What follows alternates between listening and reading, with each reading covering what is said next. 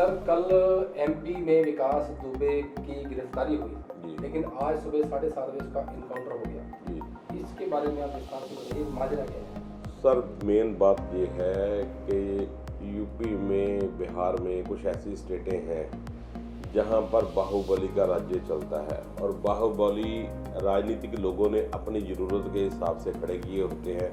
जब उनकी ज़रूरत पूरी हो जाती है, जब वो उनके कंट्रोल से बाहर हो जाते हैं, तो तब ये चीज़ें सामने निकल कर आती हैं। इसी कड़ी में ये कुछ हुआ। विकास दुबे जो कि अपने एरिया में बहुत बड़ा बाहुबली था, बचपन से लेके इस उम्र के पड़ाव तक कौन सा ऐसा गुनाह जो उसने नहीं किया। लेकिन सोचने वाली बात यह है, वो अदालतें जिन्होंने 60 केस होने के बाद उसको जमानत दी, वो प्रशासनिक अधिकारी जिनकी मदद से ये बड़ा फूला बड़ा आगे तक बढ़ा। सबसे बड़ी बात वो राजनीतिक पार्टियां जिन्हों के संरक्षण में ये बढ़ के इतना बड़ा कदम हुआ कि जिसने इतने बड़े पुलिस अधिकारियों को शरेआम मर्डर कर दिया, तो उसके लिए जिम्मेवार अकेला विकास दुबे नहीं है, सिस्टम भी है। और सिस्टम में बैठे राजनीतिक वो लोग, चाहे वो किसी भी पार्टी से हैं, वो पूरे इसके जिम्मेदार हैं। ये तो एक चैप्टर है, कुछ नहीं है, ये एक किताब है, उसका चैप्टर है। इसके अंदर पन्ने बहुत थे जो शायद खुल जाने के डर से इसको मैं एनकाउंटर नहीं कहूँगा, इसको सिस्टम के हिसाब से, सिस्टम की जो अपने आप को बचाने की डिमांड थी, वो मर्डर ही कहूँगा, इसको एनकाउंटर नहीं कहूँगा। इसको सिस्टम में पर्दा रखने के लिए जो मर्डर किया जाता है उसको बताया गया कि अगर ऐसे शातिर अपराधी अगर सिस्टम में आए या कोर्ट में आए, तो उन लोगों में पे अध्याय खुल जाते जिन लोगों के सर पे ये बढ़ के इतना बढ़ चढ़ा हुआ था, और कुछ नहीं है। सर यूपी में पिछले लगभग 20 साल से सक्रिय था और उस दौरान कई सरकारें आई, सर मैं आपसे वही, लेकिन उस दौरान इसका इनकाउंटर क्यों नहीं हुआ? अब जब के योगी का राज है यूपी में, तो इस समय इसका इनकाउंटर क्यों किया गया? तो मैं वही आपसे कह रहा हूँ ना, राज चाहे योगी का रहा, चाहे भोगी का रहा, किसी का भी रहा, हमें इससे मतलब नहीं।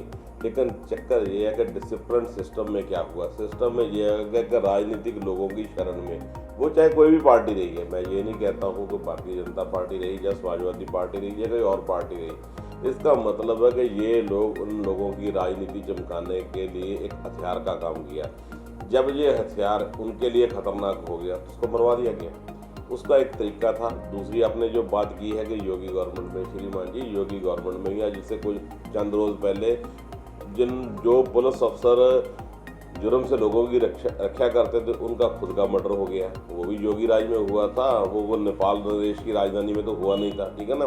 तो आप ये नहीं कह सकते, ये आप इसको कोई बहादुरी वाला काम नहीं कहोगे, ये आप कहोगे कि उन लोगों के पर्दे जो खुलने वाले थे, उन पर्दों को खोलने से रोकने के लिए ही ये एक मैनिपुलेटेड मर्डर किया गया। आपके हिसाब से जो विकास दुबे ने 8 पुलिस वाले मारे, वो बहादुरी थी? नहीं, वो इन लोगों का संरक्षण का रिजल्ट था।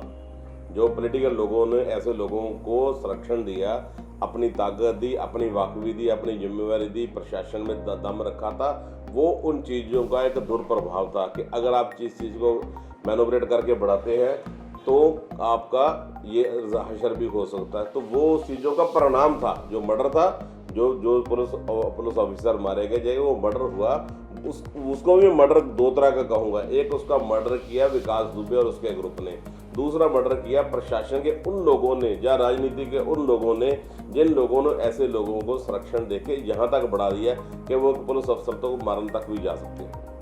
तो आपको लगता है कि ये जो इनकाउंटर हुआ है, ये प्रशासनिक शय से या राजनीतिक शय के साथ हुआ? सर मैं ये कहता हूँ कि राजनीतिक शायद तो प्रशासनिक थी। एक आदमी किसी आदमी को जाके चौक में रेड लाइट क्रॉस करने से डरता है, और एक आदमी उठता है अपने गुर्गों के साथ जाता है, पुलिस अफसरों को मार देता है और बुरी तरह मार देता है। आप पोस्टमार्टम की रिपोर्ट देखिए, जो पुलिस अफसर मारे गए हैं उनको गोलियां भी मारी गई, काटा भी गया, मारा भी गया, हर तरह के मतलब टॉर्चर करके मारा गया। तो इतना हौसला कैसे आएगा? हौसला ना तो कोई एमपी है, ना कोई एमएलए है, ना कोई मिनिस्टर है, ना कोई आईएएस अधिकारी है, ना कोई आईपीएस अधिकारी, बंदा जो कहे कहाँ से आए। तो इसका मतलब ये है कि उसको पॉलिटिकल संरक्षण इतना मजबूत था, तो वो थाने में बैठ के आदमी में मार लेता था, उसका कोई विटनेस नहीं होता था। दूसरा जो पक्ष है, जो आज किसी ने डिस्कशन नहीं किया, जहाँ पुलिस प्रशासन में कुछ ऐसे अधिकारी सोच के बैठे हुए हैं कि जहाँ 60 केस निकल गए हैं, अगर इसको कोर्ट में पेश किया जाता है तो जो हाल 60 केसों का होगा इस केस का भी वही हाल होगा। ये पुलिस प्रशासन में जहाँ प्रशासनिक अधिकारी में आज भी अच्छे लोग हैं जो सोच के बैठे हुए हैं कि इस केस का भी वही हाल होगा जो पीछे 60 केसों का हाल हुआ। पहली बात तो ऐसे बाहुबली के अगेंस्ट किसी ने विटनेस देने के लिए आना नहीं, अगर आएगा तो वो मार दिया जाना है। तो नेचुरली बात है, उनकी यही कोशिश रहेगी कि इस अध्याय को ऐसे ही खत्म कर दिया जाए। तो आपको लगता है कि ये जो हुआ सही हुआ है? नहीं, मैं जो पहले हुआ वो भी गलत हुआ, ये जो हुआ ये भी गलत हुआ है। असल में ये चीज़ क्या कही है कि ये चीज़ हमें एक सिग्नल दे रहा है कि लोगों का धीरे धीरे जो न्याय प्रणाली से विश्वास उठ रहा था, आज ये साबित कर दिया गया कि पुलिस प्रशासन और प्रशासनिक अधिकारियों में भी न्याय व्यवस्था पर विश्वास उठ गया है। मैं ये बिल्कुल क्लियर कट मानूंगा कि पुलिस प्रशासन में और प्रशासनिक अधिकारियों में बहुत अच्छे लोग भी हैं। वो ये मान के बैठे हैं कि ऐसे छात्र लोग न्याय व्यवस्था की जो एक चद्दर ओढ़ के फिर कहीं ना कहीं बच जाएंगे और कल फिर कोई ना कोई काम करें। इससे बेहतर यही कि इनको यही निपटा दिया जाए। आपके कहने का मतलब है कि अदालतों का कोई काम, जो अदालतों का काम और जो उसके लिए जो अब है कि जंगल राज शुरू हो जाना चाहिए। सर, मैं वो आपसे वही बात कह रहा हूँ कुलदीप जी, मैं आपसे यही बात कह रहा हूँ कि अदालतों की ढीली न्याय प्रणाली व्यवस्था ही ऐसी सिस्टम को उपजाऊ करती है, ऐसे सिस्टम को बढ़ाती है। आप देखिए कई केसों में ऐसा नहीं है कि आदमी रेप कर रहा है, भीड़ ने पकड़ा उसको मार दिया, पुलिस के पास नहीं भेजा, चोर को पकड़ा मार दिया, जिसने कत्ल किया उसको मौके पे पकड़ा मार दिया। एक नहीं, ये पिछले 5-10 साल से कई घटनाएं हो चुकी हैं।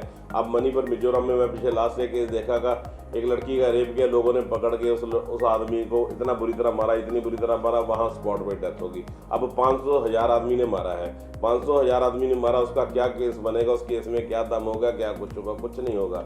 तो हम ये मान के चलते हैं कि जो विकास दुबे वाला कांड शुरू हुआ और जो खत्म हुआ, ये सिर्फ और सिर्फ न्याय प्रणाली की हार है, इसके अलावा और कुछ नहीं है। क्योंकि आम आदमी के साथ साथ लॉबी भी, अफसर लॉबी भी, प्रशासनिक भी ये सोच के चल पड़े हैं। और ये बहुत जो देश के लिए, डेमोक्रेसी के लिए दुखद बात है कि ये मानेगा न्याय प्रणाली में किसी को न्याय नहीं मिलेगा।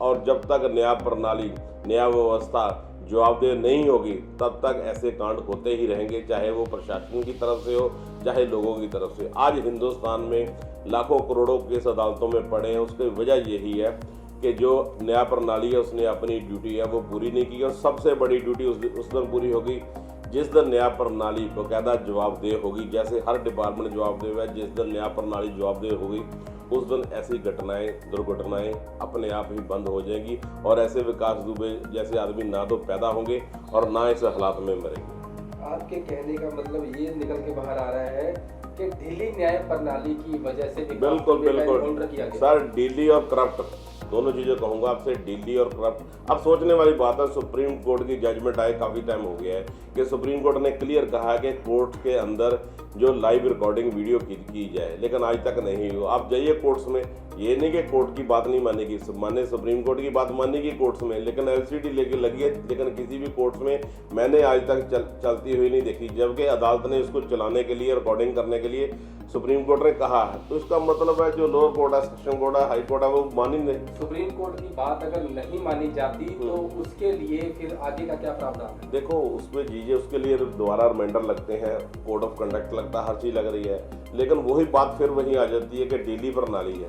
ढीली प्रणाली है, एक लड़की है, उसकी 20-25 साल की उम्र में रेप हुआ, आप उसको 25 साल बाद आके उसकी जजमेंट देते हो, तो वो हो सकता है वो 50-60 की उम्र में वो जिंदा भी रहे या मर जाए। तो 25 साल में उसको कितनी बार कोर्ट में आना, कितनी बार, ये रेप तो उसका हुआ एक बार और कोर्ट में उसको 25 साल बनाया, तो ये भी रेप से भी बुरी बात है, हर आदमी को बताना पड़ेगा। आज का लास्ट सवाल जी, पंजाब में बीते दिनी विक्की गौंडर इनकाउंटर केस और विकास दुबे इनकाउंटर केस, दोनों में क्या फर्क है? सर ऐसे है, विकास गौंडर, विक्की गौंडर, जहाँ सुखा कालवा जो भी इनके ग्रुप थे, जहाँ विकास दुबे, एक ही बात है, ये लोग राजनीतिक लड़ाकों की अपेक्षा को पूरा करने के लिए पैदा किए जाते हैं। जब उनकी सिस्टम पूरा हो जाता है तो जहाँ तो उनको मरवा दिया जाता है, जहाँ पर ये होता है कि ये लोग कई बार क्या होता है कि उन चीज़ों से उन लोगों के हाथ से निकल जाते हैं, मतलब इतने ताकतवर हो जाते हैं कि उनसे भी भिड़ जाते हैं। तो एंड इनका रिजल्ट यही होता है, जो डेथ चाहे तो ग्रुपबाजी में डेथ हो जाए, चाहे पुलिस प्रशासन की तरफ से डेथ हो, मतलब मौत का नुकसान है, चाहे इधर की हो जाए इधर की हो जाए। तो मैं नई यूथ को भी यही कहना चाहता हूँ कि ऐसे राजनीतिक लोगों से बच के रहें। सर बात की जाए, अभी जो कोरोना के केस बहुत बड़ी तादाद में पंजाब में बढ़ रहे हैं, जी। तो लोगों के लिए आप क्या मैसेज? मेरा यही है कि आप ज़्यादा से ज़्यादा प्रिकॉशन रखिए, जो WHO की गाइडलाइंस हैं उनको फॉलो कीजिए। आप देखने वाली बात है कितने पढ़े लिखे प्रोफेसर ऑफिसर लोग SDM, DS, DSP, DC, मतलब जो गजटेड ऑफिसर हैं जिन्होंने बाकी सबको गाइडलाइन देना है वो खुद पॉजिटिव है। कल एक जलंधर में एक मैरिज फंक्शन में चले गए, देखो इतनी अफसर लॉबी चलेगी, मिनिस्ट्री चलेगी, सारा कुछ चले गए, क्या फ़ायदा हुआ? उसके बाद प्रशासन के लिए भी परेशानी बढ़ गई, अपने आप के लिए भी परेशानी बढ़ गई। तो अवॉइड कीजिए, अगर कहीं जाने से बचाव होता है तो ज़रूर अवॉइड कीजिए। धन्यवाद जी।